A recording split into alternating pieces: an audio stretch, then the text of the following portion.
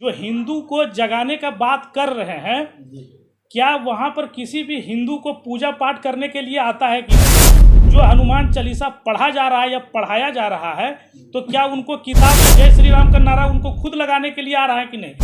तो आज कानून है, पुलिस है, हम उसकी सहायता लेंगे, लेकिन अगर कानून उन्होंने हाथ में लिया तो दुरुस्त नहीं है। भीड़ को कभी दिमाग नहीं होता, तो भीड़ से तो बचना चाहिए। कभी पूरे हिंदुस्तान में किसी को कहते हुए सुना कि वो बहुत अच्छा हिंदू है, आफ्ताब आलम बहुत अच्छा मुसलमान है? ये हिंदू मुसलमान का इस्तेमाल सिर्फ एक राजनीतिक सिनेरियो है, अपनी रोटी सेकनी है, अपनी राजनीति चमकानी है। वो भी हिंदू है, हम भी हिंदू हैं, हम भी उस धर्म को मानते हैं, वो भी उसी धर्म को मानते हैं। प्रेस कॉन्फ्रेंस इसलिए किया जा रहा है कि एक एजेंडा जो अभी आया है झाझा प्रखंड के अंतर्गत बलिया ग्राम में, जो सांप्रदायिक सौहार्द बिगाड़ने की जो बात हुई है, उसके संबंध में हम लोग इस विषय को आप लोगों को बुलाए हैं, इस विषय पर बात करने के लिए। क्या लगता है उस घटना को देखकर? बलिया के घटना को देख करके देखिए कि यही बात अब समझ सकते हैं कि इस देश के अंदर एक गांव, दो गांव और पूरे हिंदुस्तान का इतिहास पलट करके देख लीजिएगा, अब बहुत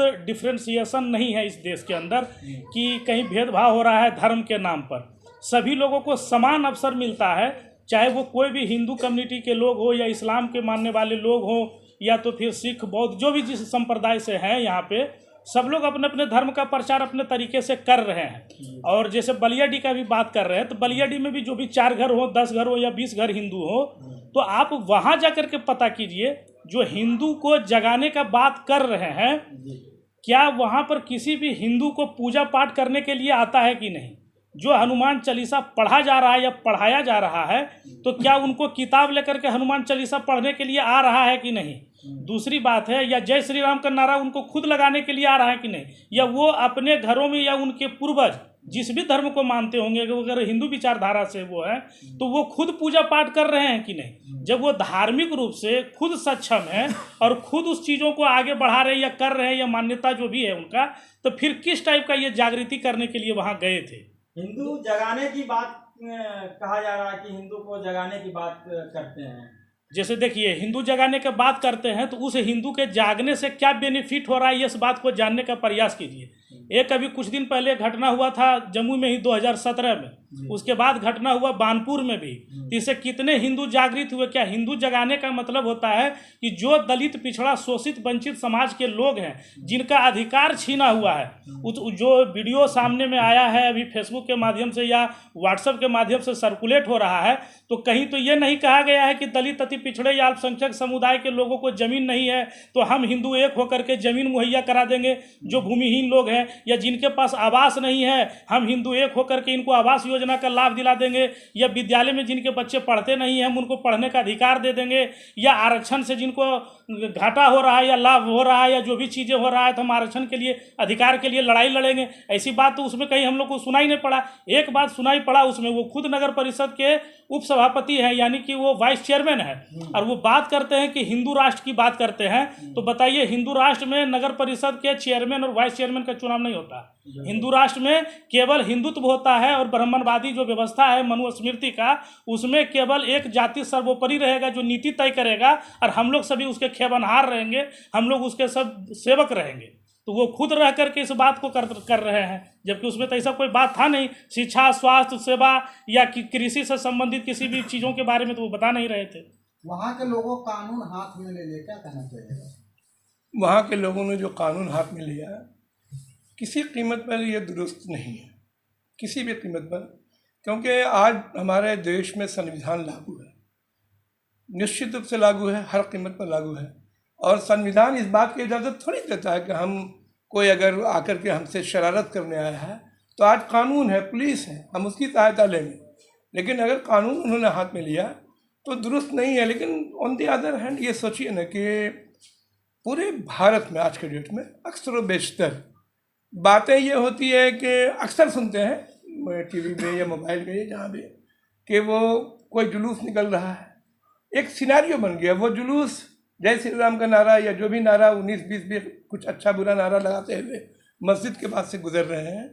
अब गुजरने में वहाँ पर कुछ नारे का डिज़ाइन भी शायद चेंज कर जाता है, जो उनके जहन में या वहाँ के लोगों के जहन में कुछ मतलब खुराफात पैदा कर देता है और उनके जज्बात भी भड़क जाते हैं, जो कि नहीं भड़कना चाहिए। अच्छे आदमी हो तो नहीं भड़के। अब वहाँ पर जब उसका रिएक्शन होता है तब उसमें बातें ख़राब हो जाती है। ऐसा किसी कीमत पर उन लोगों ने जो भी कुछ किया। अच्छा, एक बात और देखें, आप सारे पत्रकार लोगों से एक सवाल मेरा है कि कभी पूरी ज़िंदगी में जितना हम लोग की उम्र हुई अभी तक जो होश संभाले हैं, अभी तक की ज़िंदगी में कभी ऐसा हुआ है कि कोई मियाँ जी का जुलूस निकल रहा हो, कोई मुस्लिम समाज का जुलूस निकल रहा हो और वो किसी मंदिर के पास जाके रुक गया हो और खूब हंगामा कर रहे हो, अल्लाह अकबर अल्लाह अकबर, अब परेशान कर दिया हो? ऐसा प्रैक्टिकली नहीं अभी तक मेरी ज़िंदगी में देखे। क्या लगता है आपका, क्या साफ तौर पर कहना है कि मस्जिद के पास जाके खुशबू पांडे, नीतीश साहब, जितने भी लोग थे वहाँ पर जाके जय श्री राम का नारा लगाया होता है? हम लोग जब छोटे थे ना तो मुहर्रम का जुलूस उठाते थे। जब भी बाजार में जुलूस गुजरता था तो कोई भी मंदिर होती थी ना, हनुमान मंदिर वो मोड़ पर है जमुई में, वहाँ पर एक दो आदमी हम लोग डंडा लेके खड़े रहते थे और इशारा करते थे कि तुम लोग सीधा शराफत से गुजर जाओ, सीधा गुजर जाओ, आगे जब खेलेंगे। कहीं पर जब भी कोई पूजा स्थल होता था, नजर आता था, तो हमेशा एहतराम करते थे, इज्जत करते थे और वहाँ से शराफत से गुजर जाने का आदेश भी देते। जबकि जुलूस में कभी मूव हैव नो ब्रेन, भीड़ को कभी दिमाग नहीं होता, तो भीड़ से तो बचना चाहिए इंसान को। और हम लोग छोटे थे जब हमारे बगल में एक चेतू मंडल जी हैं, अभी नहीं है जीवित, वो जब आते थे सुबह सुबह धोती पहन करके और लोटा में पानी लेकर के और जैसे सीताराम सीताराम करते हुए आते थे, तो उनका जो चेहरा देखते थे, उनका एक्शन देखते थे ना, तो बड़ी मोहब्बत आती थी उन पर। वो पाकीज़ा हिंदुत्व था। और आज तक हम लोग जो बड़े हुए हैं तो अभी जो अल्फाज सुन रहे हैं सब लाउड स्पीकर पर या कोई गाने वगैरह में, तो हमको लगता है कि अच्छा हिंदू या अच्छा मुसलमान, अगर आप अच्छे हो तो कहेंगे कि फलां जो है ना अमरिंदर जी बड़े अच्छे आदमी हैं, या अगर हम अच्छे हैं तो कहेंगे कि आफ्ताब आलम जो है ना बड़ा अच्छा आदमी है। कभी पूरे हिंदुस्तान में किसी को कहते हुए सुना कि वो बहुत अच्छा हिंदू है, आफ्ताब आलम बहुत अच्छा मुसलमान है, या अमरिंदर जी का बहुत अच्छे हिंदू हैं? कभी नहीं सुने होंगे। ये हिंदू मुसलमान का इस्तेमाल सिर्फ एक राजनीतिक सिनेरियो है, और जिसको सब लोग समझ रहे हैं। हमको लगता है आप लोग क्या, जो अच्छे लोग नहीं हैं, जो ये सब कर रहे हैं, उनको भी इस बात का एहसास है कि ये जो हम कर रहे हैं, हम जान रहे हैं कि ये खराब काम कर रहे हैं, लेकिन उनको अपनी रोटी सेकनी है, अपनी राजनीति चमकानी है, अपने आपको आगे बढ़ना है। और ये सिस्टम जो है हिंदुस्तान में इतना कामयाब हो गया, उसके पीछे क्या, आपको क्यों नहीं देना चाहते एजुकेशन जिस दिन आप ले लीजिएगा अच्छी तरह से, उस दिन इस चक्कर में आप ना पड़िएगा। मंत्री जी का, सुमित सिंह का, बताया जा रहा है कि ये लोग फर्जी हिंदू है, तो असली हिंदू कौन है? थोड़ा सा इस पर आप बताइए। या हम नकली हैं, ऐसा कुछ है? वो भी हिंदू हैं, हम भी हिंदू हैं, हम भी उस धर्म को मानते हैं, वो भी उसी धर्म को मानते हैं। तो असली और नकली ऐसा कुछ नहीं। तो क्या लगता है कि वहाँ पे जो कुछ भी हुआ है, चाहे हनुमान चालीसा हुआ हो या कुछ भी हुआ हो, तो वो दिखावा हुआ है? दिखावा नहीं हुआ है। वो अगर गया है तो उस तरह से देखिए, कहीं कहीं कुछ लोग ऐसे हैं, कुछ मुट्ठी भर लोग हैं जो कि मुंह में उंगली डाल के उगलवाना चाहते हैं, मुंह में उंगली डालते हैं और बोलने के लिए बाध्य कर देते हैं।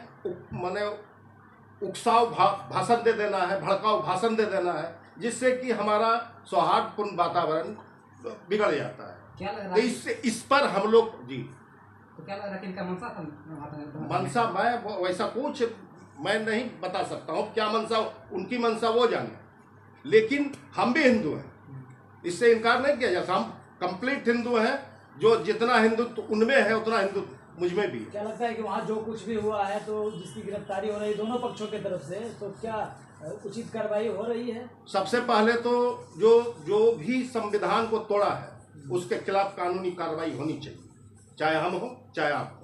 अच्छा, ये बताइए सर, जब आपस में दो धर्मों के बीच में जब लड़ाई होता है, इसमें सबसे ज्यादा नुकसान किसको होता है सर?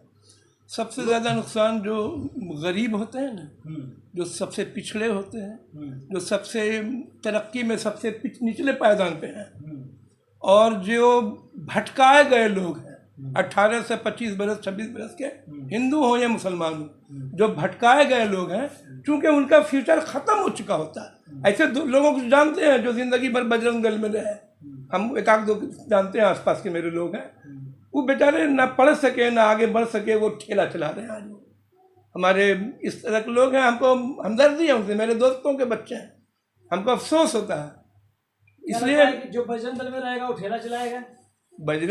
मेरा कहने का सेंस सिर्फ यही है कि जैसे धार्मिक चक्कर में हम ही लोग जमात इस्लामी फलना इस्लामी सब कुछ करता है, मेरे बच्चे नहीं जाते उसमें। एक बच्चे कहीं बेंगलोर में है, एक बच्चे सऊदीया में है, एक बच्ची मेरी डॉक्टर है। वो मतलब हम लोग के बच्चे कभी इस तरह के परिप्रेक्ष्य में नहीं पले। उसमें जो भी अपना सब कुछ, जैसे पढ़ाई ख़त्म हो जाती है, आप किसी में भी धार्मिक आयोजन में फंसे रहिए दिन भर, हिंदू मुस्लिम वाला जन जिम्मेदारी निभाइए, जैसे इस तरह की बातें जहाँ होती हैं ना वहाँ जहन बदल जाता है। सब लोग जानते हैं, जैसे हम कहें ऐसा ज़रूरी नहीं है। मेरी बात को घुमाने का कोशिश मत कीजिए। मेरी सिर्फ गुजारिश यही है कि जो भी चाहे मुस्लिम के बच्चे हों, वो अगर इस्लाम के चक्कर में इधर उधर फंसते हैं। क्या लग रहा है कि माहौल अभी शांत है या फिर आगे भी? नहीं, शुक्र है, 100% शुक्र है जमुई के प्रशासन का।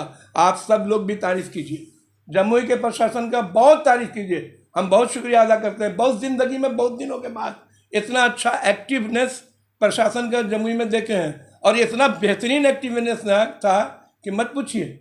हमको लगता है कहीं कोई पत्ता भी नहीं हिला ठीक से। सारे लोग जो भी पकड़े जा रहे हैं, चाहे जिस समुदाय के लोग पकड़े जा रहे हैं, सारे लोग जो गड़बड़ किए हैं वही लोग पकड़े जा रहे हैं।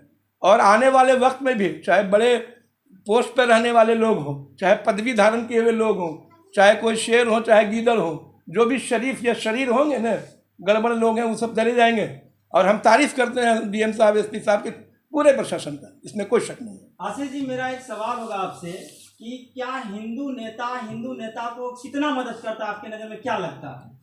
देखिए, अब इसका इतिहास अगर आप खंगालिएगा भारत में, एक पोस्टर शायद आप लोग अभी नया युवा पीढ़ी के लोग हैं, आपको अध्ययन करना चाहिए था, बाबरी विध्वंस का। एक पोस्टर बॉय था अशोक मोची, वो आज जाकर के उनसे मिलिए कि उनके साथ क्या हुआ है। उसके बाद आप आइए, वो तो बहुत नेशनल इशू हो गया। आप गोधरा में जो दंगा हुआ वहाँ के जाकर के लोगों से मिलिए, ये सब बड़ी बात है। हो सकता है वहाँ नहीं पहुँच पाए। हम 2017 से नगर परिषद में एक्टिव थे, मतलब प्रतिनिधि के तौर पर। 2017 में भी जम्मू में दंगा हुआ, टोटल 249 व्यक्ति के ऊपर FIR हुआ है। सभी दलित पिछड़े के बच्चे हैं। आज जाकर के उनसे पूछिएगा, कुछ लोग जेल में रह करके आए, निर्दोष थे, निहायत निर्दोष थे। ठीक, किसी न किसी कारण से वो नहीं जान सके, भीड़ में खड़ा थे या उसका हिस्सा बन गए, लेकिन उनका मनसा नहीं था। मनसा जिन लोगों का था वो निकल गए, रफूचक हो गए।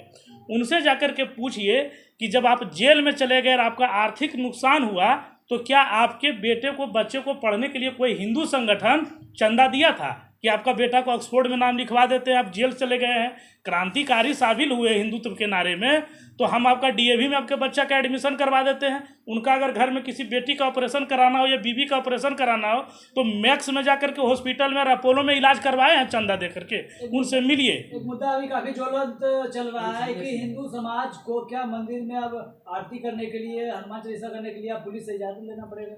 आप इस बात का जो बात अब पूछ रहे हैं, जैसे आप लोग पत्रकार है, डेली मार्केट में घूमते हैं, आप जहाँ पर ये प्रेस कॉन्फ्रेंस हो रहा है, ये नीमा रंग में 4 वार्ड है। नीमा रंग गांव में 4 वार्ड होता है।